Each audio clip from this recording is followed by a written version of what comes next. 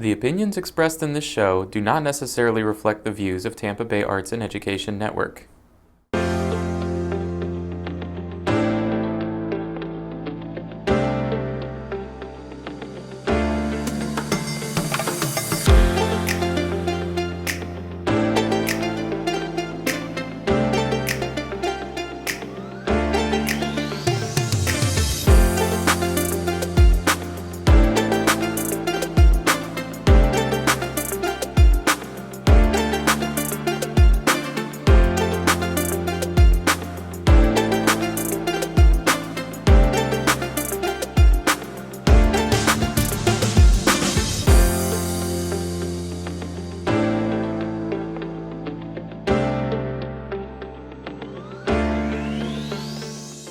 Hello everyone, and welcome to Season 4 of the award-winning Connecting with Kim show here on Tampa Bay Arts and Education Network. I'm your host, Kim Droege, and I really appreciate that you joined us today. We have another special show coming up, starting off the season. So before we get started, I'd like you to follow my Instagram, Facebook, and X account, where you will find all the latest information about the show, the guests, of course, the fashion from my sponsor, the Spring of Tampa Bay, who are now in their new location at 4415 West Osborne here in Tampa, which is what we call Drew Park. So I want you to go and visit them. They have a brand new facility. It's fantastic. They have the thrift and the boutique located in the same location, so you'll really enjoy that. And I also want to mention that you can catch the audio of Connecting with Kim on Sun Radio, 96.3 FM, and on your favorite streaming platform, Monday, Wednesday, and Friday at 3:30 in the afternoon. So again, so happy you're joining us for Season 4.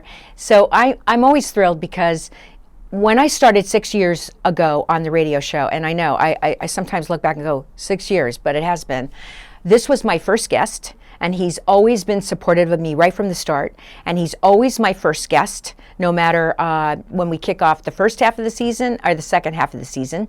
And so he's back in the chair today, and we want to congratulate him for winning his re-election. I want to introduce you to Craig Latimer, the Supervisor of Elections for Hillsborough County. Welcome back. Thanks. Great to be here. Kick off the new year. I know. I love it. You've been with me from the beginning, and I will never forget that, calling you up that first time and saying, I'm starting this new show. Would you be my first guest? And you immediately said yes, and we've been together ever since then. So I really do appreciate your support. I can't believe that there might not be some people in Hillsborough County that don't know about you, but you know I love to give my guests at the beginning of the show a chance to talk about their background and share some of their life journey, and that usually brings us always to the topic we're going to talk about today. So, take it away and share what you feel like sharing. Sure. So I was born and raised right here in Hillsborough County, went to local schools, graduated from University of South Florida, went to work for the Hillsborough County Sheriff's Office and spent 35 years there.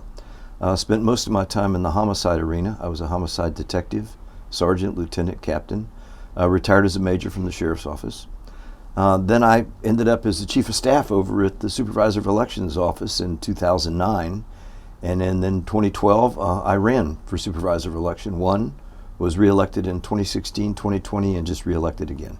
Yes, congratulations. We're really happy for you. Thank you. I remember all that because you took over when, unfortunately, Phyllis Busansky, who had just been elected as the Supervisor of Elections, unfortunately passed away. So yeah, she passed away, and the governor named Earl Leonard, who was the former school superintendent, to finish her term. And he said, I'm going back to being retired. Somebody needs to run for this, Craig. So that was it. Well, that's good. So I think we'll start off with what did we learn from this past election, because we just came through a very busy election season. And on top of that, here in Florida, we had to face, as we're facing today, we're filming in January, there are actually places in Florida have snow today. We came through a very active hurricane season in addition to election season. So what lessons did we learn, and what did we find out that we didn't know before? So, this is really interesting. A couple of years ago, we did a tabletop exercise with the state, and they were giving us all of the criteria and the inserts, and it was for a Category 3 hurricane coming right up the Skyway into Tampa Bay. Right. And we knew that we'd lose early vote sites, we'd lose election day sites. Well, the storm with the flooding, the first storm, almost replicated what we had with that tabletop exercise. Amazing. And we did lose some sites. We lost an early vote site. We had to relocate that.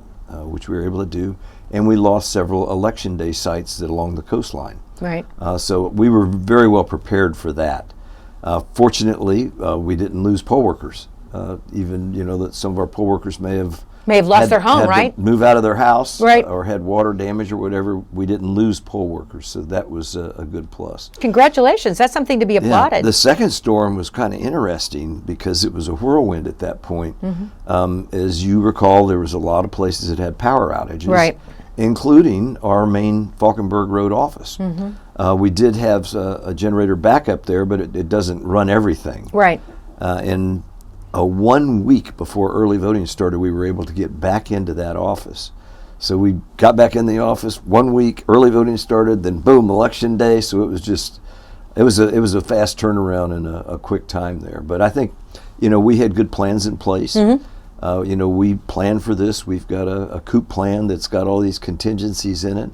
And we just, went to our COOP plan and started opening up different sites and making sure we had communications and everything worked. So let me ask this, because we had Helene and Milton sort of back to back, and they were different kind of hurricanes, but very destructive. I think most people in Florida have accepted this. There might be a few individuals have not accepted it yet, but I think most people that live here in Florida now are accepting the fact that not only are the storms becoming more frequent, but they're becoming more massive.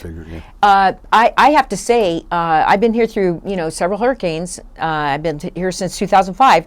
I never lost power. Milton was the first time I ever lost power, and the internet and the whole 9 yards. And thankfully, not as long as some other people. But did we learn anything new that we are going to change in the next major election cycle from these two storms coming so close together and causing so much damage? That's interesting, Kim, and I'll tell you, it's just like right now, there's actually some special elections going on in Congressional District 1 and 6. It's up in the Panhandle. Right, look at them. And they have early voting going on this week. And they were going to do 5 days of early voting, Monday through Friday, and because of the storm coming, they've extended that through Sunday. So, there's steps that we can take in emergency situations where we're able to, do things like that. This last election, the governor actually put down some special considerations that we could do. The biggest one was for people that were displaced, and that was one of the ones that concerned me too. Right. Is that if, by law, if you want a vote by mail ballot sent to an address other than the address we have on file, you have to furnish us something in writing and sign. Right. And then make the request. Well, that was suspended, so we could go ahead and do it immediately, again, with the proper identification. You still had to give us your driver's license number, the last 4. And that was important to me because, we had Davis Island got really inundated. Oh, yeah. And we know that there was a lot of people that had to leave their homes. We don't know where they went, but we wanted to be able to get them a ballot if we needed to. Right. And we were successful in doing that. So, it's built into the election code that the governor has a lot of latitude on things that he can do in suspending different regulations to make it available for people to vote. And that's wonderful that we have those backup systems built in, because right now it is a mess in northern Florida. I mean, there is actually snow on the ground, and the governor, rightly so, has said, please stay home, because number one, it's several inches and it's icy, and we don't have the kind of equipment like they have, in places that I came from that had. Well, I came from right here. Right, but I came from places where they had snowplows and salt and all that kind of stuff. I've never seen a snowplow in person. Yeah, no. So let's talk about mail-in, because I'm a big believer in mail-in. Now, I will admit I don't always use mail-in, but I always apply for mail-in. My mother and I, because I always say, you never know what's going to happen. That's right. You just never know. I mean, like the year my husband passed away, 2016 was an election year. My mother, thank goodness, got a mail-in ballot because she had to come up to be with me in late October, and we actually began our travel back to Florida on election day. I'm a big believer in it. So for those folks who are new to Florida, may not know the rules, let's cover that. So anybody that's a registered voter can request a vote by mail ballot, and you can use that vote by mail ballot. You don't have to. Like you said, you can go vote in person. But it's a simple process. You have to either fill out a form and sign it, or you can call our office. We're going to get information from you, your last 4 of your social, your driver's license number to verify it is you, and then we'll send you that ballot. Now, the thing to remember is that the ballot's only good through one general election cycle. So everybody that got a vote by mail ballot in 24, that's expired, and they're Right. going to have to request it again. And they can do that right now, and it'll take them through the 26 general election cycle. We talked about this before we went on air, and I didn't realize that if I request this year, which I will, and my mom will request this year, that it will actually take me through the 26 election year. And the reason for that's a great one, too. What happens if we get a special election? You know, I just said there's special elections going on in Congressional 1 and 6. There could be more dominoes fall to where we're going to end up with having to have a special election. Now, we have an election coming up in Plant City that'll be in April. So if people will go ahead and request now, we're going to automatically send them that vote by mail ballot if a special election should come up, if they're eligible to vote in that election. Okay, good. I love covering that. Now, in 2026, we will have another midterm, what we call midterm election, but we'll still be making important decisions at that time in 26.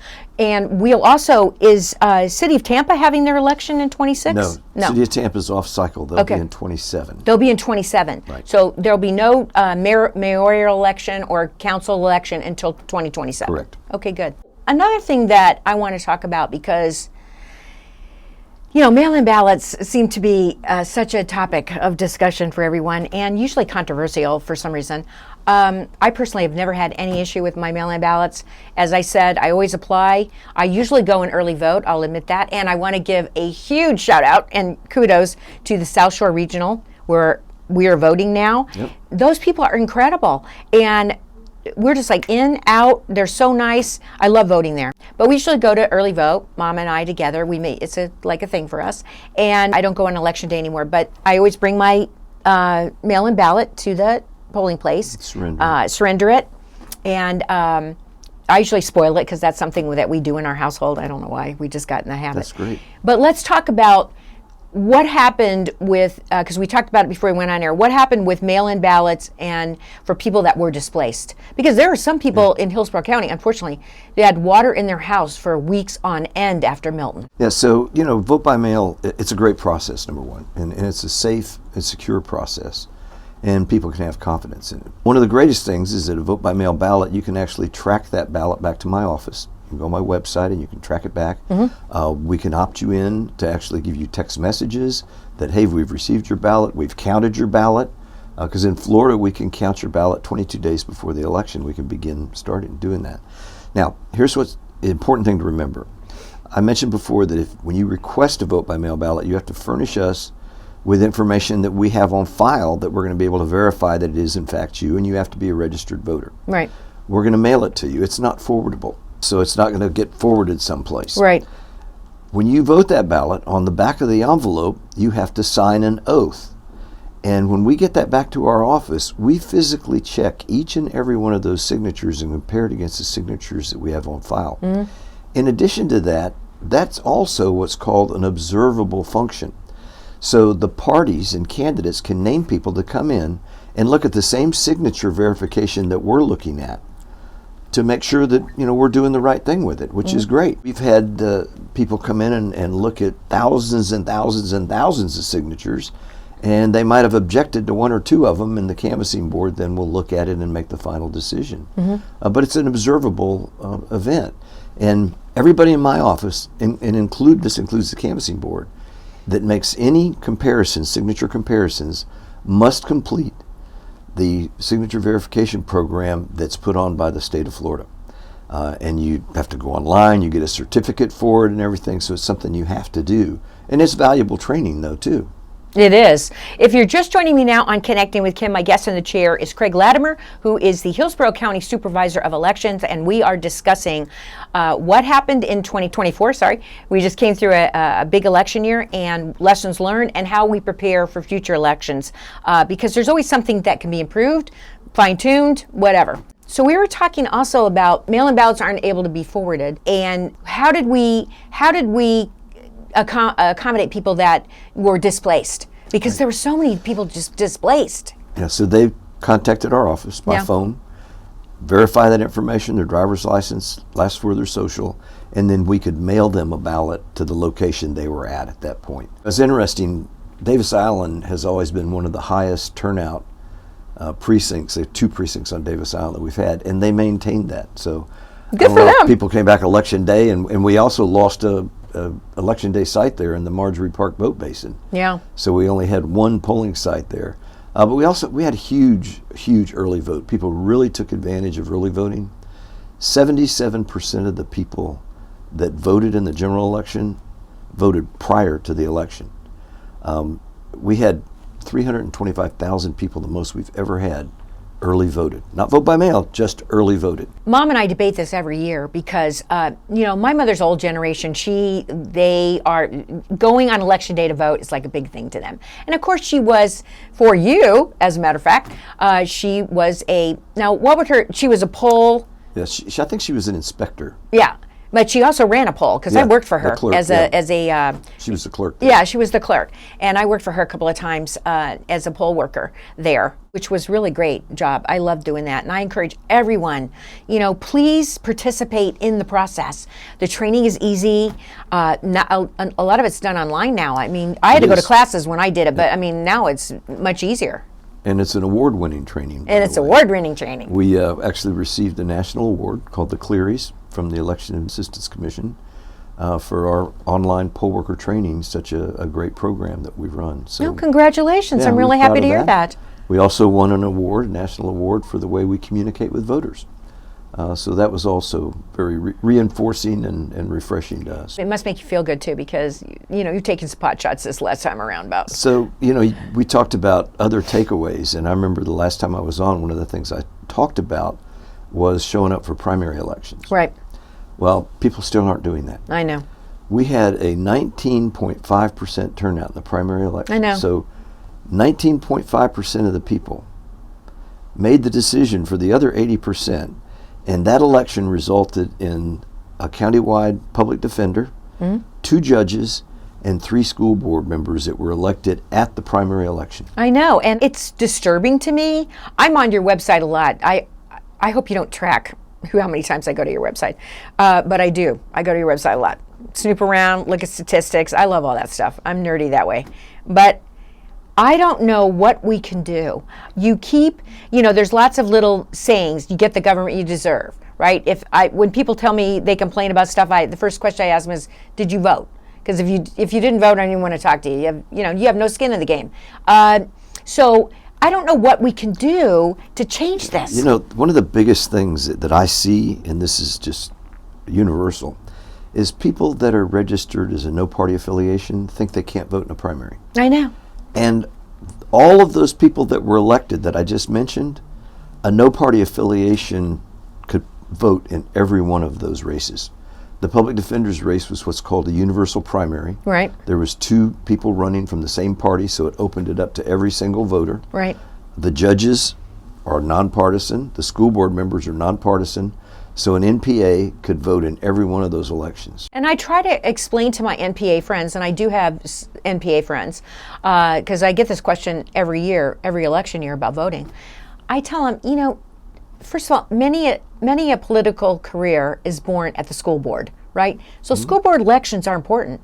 Number 2, a judge can change, and we have seen this recently, right? A judge can change your life with the stroke of a pen, and not necessarily in a good way, right? So who you put in that job, whether it be circuit or county or whatever the level is extremely important, and you should know who you're putting in that spot, and you should go vote. So what else can we do in the state of Florida to try to help boost that number of primary voters? I think we boosted a little bit this time. Normally it's about 10%. I know. It's always disappointing no matter what the number is.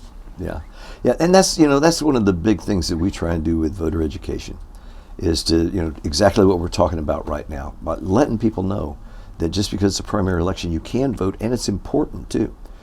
It's the same way with the city of Tampa election that just has a poor turnout. Right. It's an off-cycle election, but these are the people, if you live in the city of Tampa, these are the people that are making decisions, making sure that when you turn your water on, water comes out of your faucet, that your garbage is getting picked up, that your roads aren't just all full of potholes and inaccessible.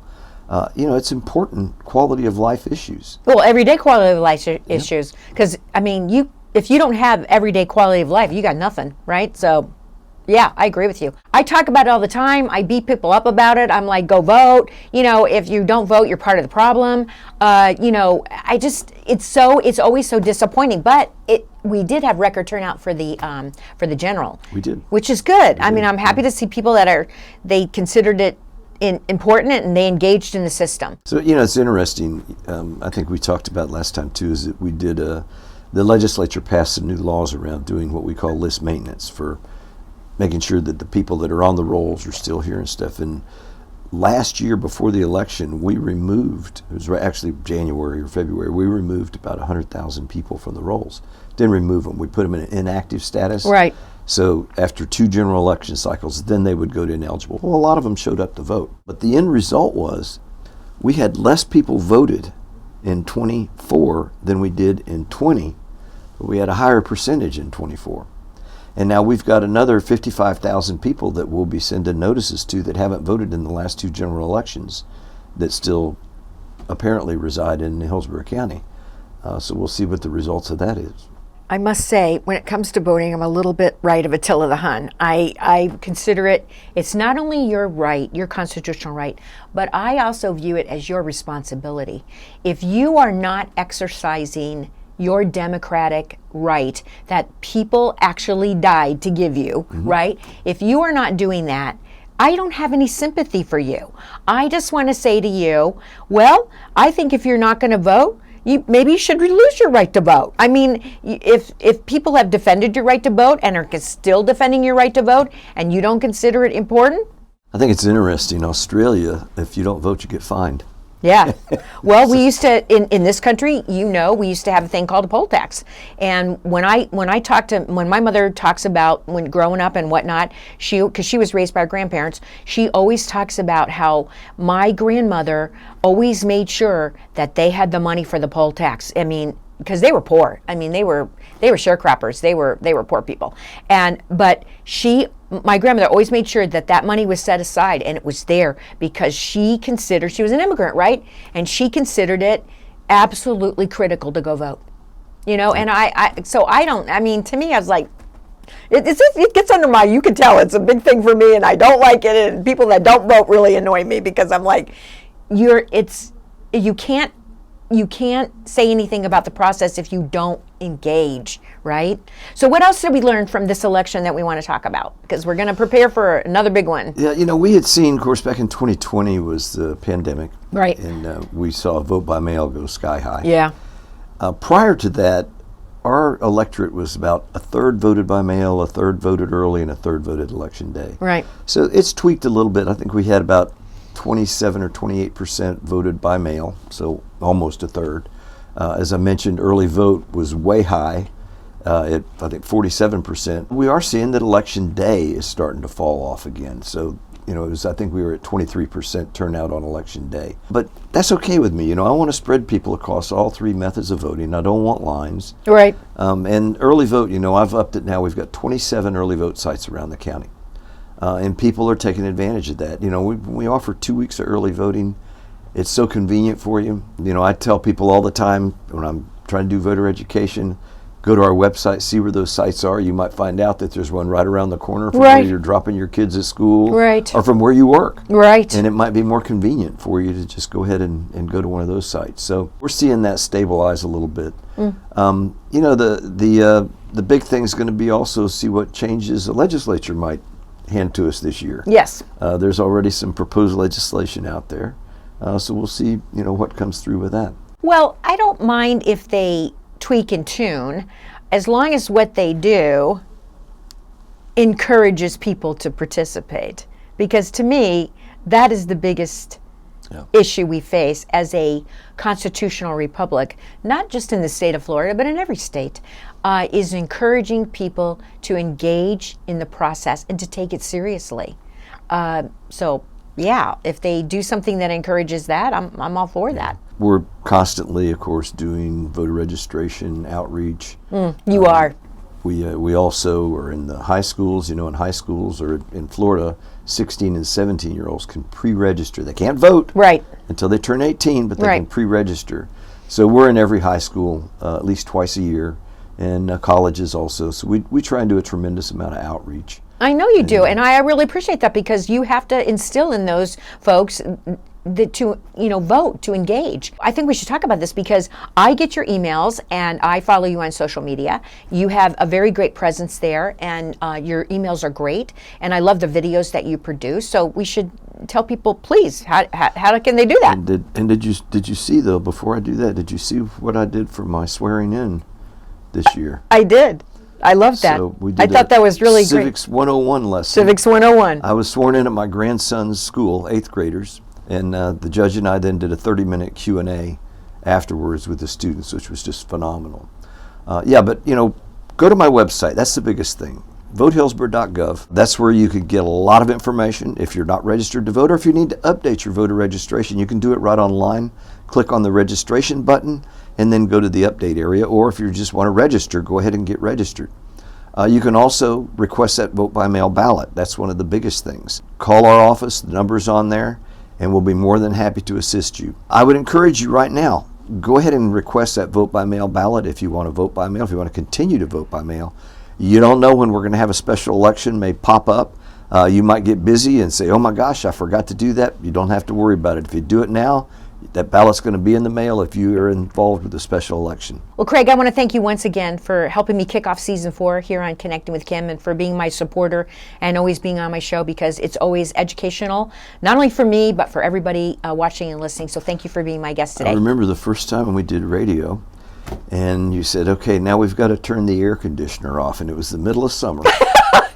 And we were in a really small facility there, and it got warm. It did. But fortunately, nobody could see us sweating, because that was radio at the time. But we had a good time, Yes. and you were my very first guest, and I will never forget that. Never. Your support has meant a lot to me. So if you're just joining us now, you'll have to go back and watch the entire episode, or listen to it on radio, because my guest today in the chair was Craig Latimer, who is the Hillsborough County Supervisor of Elections. So that's all we have time for today, but I want to thank my sponsor, the Spring of Tampa Bay. I want to congratulate them on their new location at 4415 West Osborne here in Tampa. It's an area we call Drew Park. They have brand new facilities. They're offering way more services. Than everything's consolidated in one location. And I want you to patronize the thrift store and the boutique, because it supports a good cause. They are providers for survivors of domestic violence and their children. So they've been doing it for a long time. They're very good at it, and we just love them so much. So come back next week for another edition of Connecting with Kim.